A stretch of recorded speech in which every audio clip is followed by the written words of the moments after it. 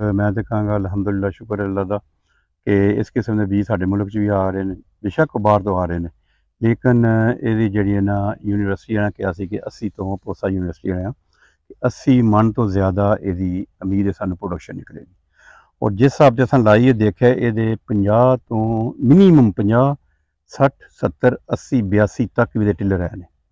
तो जो इन्नी टिलर निकल आन तो कैलकुलेशन कर लो 9 तो 11 एदियां ने जी मुंजरा ने, ठीक है, एक बूटे के पौधे के उस कैलकुलेट करके देख लो। इंशाअल्लाह सानू उम्मीद है कि ये 80 तो उत्ते जाएगी। इसकी हाइट ज़्यादा नहीं है, गिरदी नहीं, ठीक है। वेखो कितनी हवा दूसरी जी लगी साढ़े को थोड़ी बहुती वो है ना गिरियाँ, लेकिन ये बिल्कुल किधरे पूरे पूरी फसल तुम देख लो, किधरे एक पौधा भी है ना वो भी नहीं गिरिया।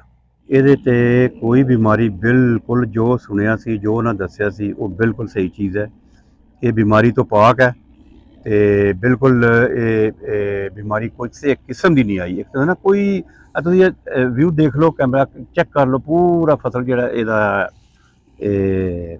1847 का एक पौधा भी बीमार नहीं, एक पौधा भी होंगे ना, और कोई बीमारी नहीं। हाँ मैं नटीवो अत्यातन मैं नटीवो जी ना वो स्प्रे 2 दफा की बस।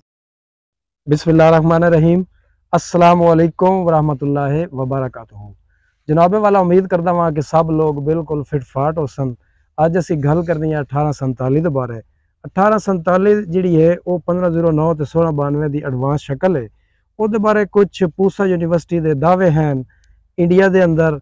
वो कहते हैं कि एक तो इसकी पैदावार वो 80 तो अबव आती है। वो वेखांगे कि जी फसल की मौजूदा कंडीशन है 80 तो अबव जा रही है या नहीं जा रही। सही एस्टीमेट तो नहीं ला सकांगे, लेकिन एक असी एस्टीमेट लाने की कोशिश करांगे। उस तो बाद दावा सी कि ये जनाब BLB फ्री है, किसी किस्म का कोई बैक्टीरिया इहदे नहीं आता, ना ब्लाइट होंदा है तो ना ब्लास्ट होंदा है। वो वेखांगे कि इहदे कोई बीमारी आई है या नहीं आई। यह सारिया चीज़ां जिहड़ियां ने ये अज वेखांगे। साडे नाल मेहमान मौजूद हैं, उन्होंने तुहाडा फौरन तो पहले तारफ करवाने। अस्सलाम वालेकुम सर। जी वालेकुम सलाम अब्दुर्रहमान साहब, की हाल है, ठीक हो? अल्हम्दुलिल्लाह सर, मैं बिल्कुल ठीक ठाक हाँ। काइंडली सब तो पहले अपने व्यूवर्स को अपना तारुफ और अपने इलाके का तारुफ करवा दें। जी राशिद चीमा जी, सरगोदा चक छत्ती जनूबी।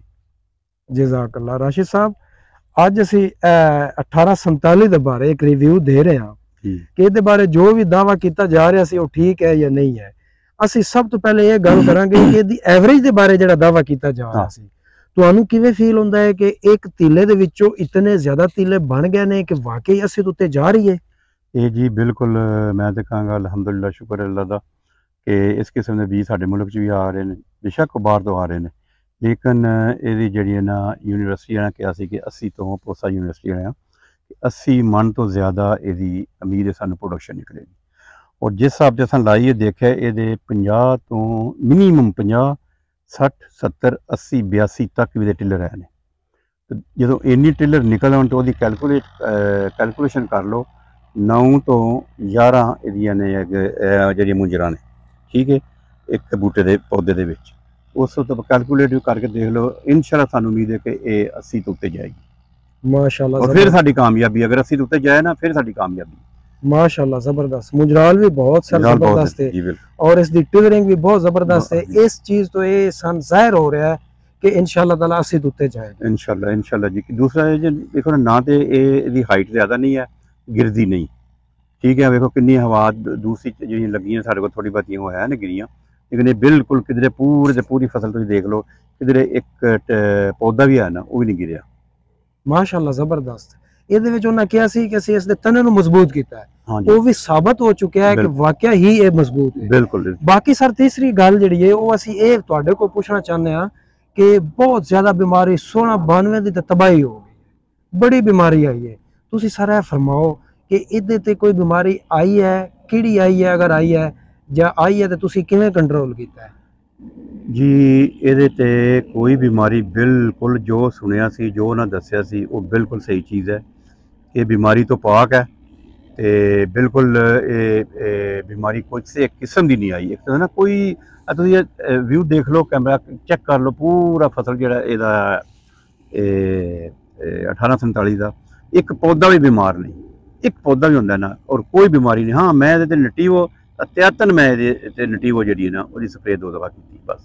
सर मैं फील्ड का बंदा वहाँ, ਮੈਂ ਬੜੀਆਂ ਬੜੀਆਂ ਫੀਲਡਾਂ ਵਿਜ਼ਿਟ ਕੀਤੀਆਂ ਨੇ, ਬਿਲਕੁਲ ਜਿਵੇਂ ਟਿਲਰਿੰਗ ਤੁਹਾਡੇ ਕੋਲ ਹੈ ਹਾਂ। ਇੰਜ ਕਿਦਾਂ ਵੀ ਮੈਂ ਨਹੀਂ ਵੇਖੀ। ਇਸ ਚੀਜ਼ ਦਾ ਕੀ ਰਾਜ਼ ਹੈ? ਮੇਰੇ ਕੋਲ ਅਗਲੇ ਦਿਨ ਜੀ ਇੱਕ ਬੰਦਾ ਵੀ ਆਇਆ ਸੀ ਇੱਧਰ ਹਾਫਜ਼ਾਬਾਦ, ਤੇ ਉਹ ਕਹਿੰਦਾ ਮੈਂ ਹਾਫਜ਼ਾਬਾਦ, ਸ਼ੇਖੂਪੁਰਾ, ਗੁਜਰਾਂਵਾਲਾ, ਸਿਆਲਕੋਟ ਤੇ ਨਹੀਂ, ਖਰ ਉਹਨੇ ਕਿਹਾ ਏਰੀਆ ਮੈਂ ਦੇਖਿਆ। ਉਹਨੇ ਕਿਹਾ ਚੀਮਾ ਸਾਹਿਬ ਅਲਹਮਦੁਲਿਲਾ ਤੁਹਾਡੀ ਜਿਹੜੀ ਫਸਲ ਮੰਜੀ ਦੀ ਹੈ ਨਾ 1847 ਜਾਂ ਅਲਖਾਲ ਸਾਰੀ 1847, ਉਹਨੇ ਕਿਹਾ ਇਹ ਤੋਂ ਅੱਛੀ ਮੈਂ ਕਿ ਫਸਲ ਮਾਸ਼ਾਅੱਲਾ ਨਹੀਂ ਤੁਹਾਡੀ ਵਿੱਚ। ਤੇ ਅਲਹਮਦੁਲਿਲਾ ਅੱਲਾਹ ਨਜ਼ਰੇ ਬਦ ਤੋਂ ਬਚਾਏ। ਮੈਂ ਤਾਂ ਨਾ ਜਸਟ 1 ਵੀਕ ਮੇਰੇ ਖਿਆਲ ਇਹ ਜ਼ਿਆਦਾ ਤੋਂ ਜ਼ਿਆਦਾ ਵੇਟ ਹੋਏਗਾ ਤੇ ਅਸੀਂ ਹਾਰਵੈਸਟ ਕਰਾਂਗੇ ਇਨਸ਼ਾਅੱਲਾ। ਰਿਜ਼ਲਟ 100% ਉਸ ਵੀਡੀਓ ਬਣਾਵਾਂਗੇ ਉਹ, ਤਾਂ ਕਿ ਲੋਕਾਂ ਨੂੰ ਪਤਾ ਚੱਲੇ ਵਾਕਈ ਵਿੱਚ ਲਾਈਵ ਹਰ ਚੀਜ਼ ਦਿਖਾ ਰਹੇ ਨੇ। ਚੀਮਾ ਸਾਹਿਬ ਐਂਡ ਤੇ ਮੈਂ ਇੱਕ ਗੁਜ਼ਾਰਿਸ਼ ਕਰਾਂਗਾ ਕਿ ਤੁਸੀਂ ਦੱਸੋ ਕਿ ਤੁਹਾਡੀ ਜ਼ਮੀਨ ਕਿਸ ਤਰ੍ਹਾਂ ਦੀ ਹੈ ਔਰ ਤੁਹਾਡੀ ਡੋਜ਼ ਕੀ ਸੀ, ਤਾਂ ਜਿਹੜੇ ਦੂਸਰੇ ਫਾਰਮਰਸ ਹਨ ਉਹ ਵੀ ਇਸ ਨੂੰ ਫਾਲੋ ਕਰਕੇ ਜ਼ਿਆਦਾ ਤੋਂ ਜ਼ਿਆਦਾ ਖੂਬਸੂਰਤ ਤਰੀਨ ਔਰ ਜ਼ਿਆਦਾ ਐਵਰੇਜ ਲਵਾਉਣ। ਇਹ ਮੈਂ ਜ਼ਮੀਨ ਦੇ ਵਿੱਚ ਰਹਿਣਾ ਤਕਰੀਬਨ ਇਹਦੇ ਵਿੱਚ ਪਹਿਲੇ ਲਸਣ ਲਾਇਆ ਸੀ। ਲਸਣ ਤੋਂ ਪਹਿਲੇ ਮੈਂ ਇਹਦੇ 'ਚ ਕਮ ਅਜ਼ ਕਮ 15 ਟਰਾਲੀਆਂ ਜਿਹਦੇ ਗੋਬਰ ਪਾਇਆ ਸੀ, ਠੀਕ ਹੈ, ਗਲਿਆ ਸੜਿਆ। ਉਸ ਤੋਂ ਬਾਅਦ ਫਿਰ ਹਲ ਹੁਲ ਚਲਾ ਕੇ ਤੇ ਪਾਣੀ ਸ਼ਾਣੀ ਦੇ ਕੇ ਤੇ ਪਨੀਰੀ ਪੁੱਟ ਕੇ ਕੱਦੂ ਕਰਕੇ ਅਸੀਂ ਲਾਤਾ। ਕੱਦੂ ਕਰਨ ਲੱਗਿਆ ਮੈਂ ਇਹਦੇ 'ਤੇ ਨਾਈਟ੍ਰੋਫਾਸ 1.5 ਗੱਟੂ ਪਾਈ ਤੇ ਯੂਰੀਆ ਪਾਈ, ਸਲਫਰ, ਜ਼ਿੰਕ ਵਗੈਰਾ ਸਾਰੀਆਂ, ਰੀਜੈਂਟ ਵੀ ਇਹ ਥੱਲੇ ਪਾਈ ਸੀ, ਤਾਂ ਕਿ ਇਹਤਿਆਤ ਕਰੀਏ ਹਰ ਚੀਜ਼ ਦੀ, ਫਸਲ ਅੱਛੀ ਹੋਏ, ਪ੍ਰੋਡਕਸ਼ਨ ਅੱਛੀ ਦੇ। ਅਲਹਮਦੁਲਿਲਾ ਉਸ ਤੋਂ ਬਾਅਦ ਫਿਰ ਅਸੀਂ ਇਹਨੂੰ ਕੀਤਾ ਕਿ ਹਰ ਜੇ 35 ਦੇ ਦਿਨ ਨੇ ਨਾ ਉਹਦੇ ਕੰਪਲੀਟ ਹੋਣ ਤੱਕ ਮੈਂ ਇਹਨੂੰ ਤਕਰੀਬਨ ਅਮੋਨੀਅਮ ਸਲਫੇਟ ਤੇ ਉਹਦੀ 1 ਬੈਗ ਉਹ ਦਿੱਤਾ ਤੇ 1.5 ਬੈਗ ਯੂਰੀਆ ਦਿੱਤਾ ਬਸ, ਤੇ ਹਾਫ ਬੈਗ ਪੋਟਾਸ਼ ਦਾ 1 ਦਫਾ ਦਿੱਤਾ, ਫਿਰ ਹਾਫ ਬੈਗ ਪੋਟਾਸ਼ ਦਾ 1 ਦਫਾ ਦਿੱਤਾ। ਇਹ ਮੇਰੀ ਟੋਟਲ ਡੋਜ਼ ਹੈ। ਮਾਸ਼ਾਅੱਲਾ ਬਹੁਤ ਵਧੀਆ, ਜ਼ਬਰਦਸਤ। ਅੱਛਾ ਸਰ ਐਂਡ ਤੇ ਇਹ ਦੱਸ ਦਿਓ ਕਿ ਮੈਨੂੰ ਲੱਗਦਾ ਹੈ ਕਿ ਐਵਰੇਜ ਲੈਣੇ ਵਾਸਤੇ ਬਹੁਤ ਸਾਰੀਆਂ ਚੀਜ਼ਾਂ ਹੁੰਦੀਆਂ ਨੇ। ਇੱਕ ਮੇਰੇ ਜ਼ਿਹਨ 'ਚ ਆ ਰਹੀ ਹੈ ਕਿ ਇਹਦੀ ਸਹੀ ਟਾਈਮਿੰਗ ਵੀ ਤੁਸੀਂ ਮੈਨੇਜ ਕਰ ਲਈ ਹੈ। ਬਿਲਕੁਲ। ਕਾਈਂਡਲੀ ਤੁਸੀਂ ਇਹ ਫਰਮਾਓ ਕਿ ਤੁਸੀਂ ਕਣ ਕਦੋਂ ਲਾਇਆ ਸੀ, ਸ਼ਿਫਟ ਕਦੋਂ ਕੀਤਾ ਸੀ, ਇਹ ਥੋੜਾ ਜਿਹਾ ਗਾਈਡ ਕਰ ਦਿਓ।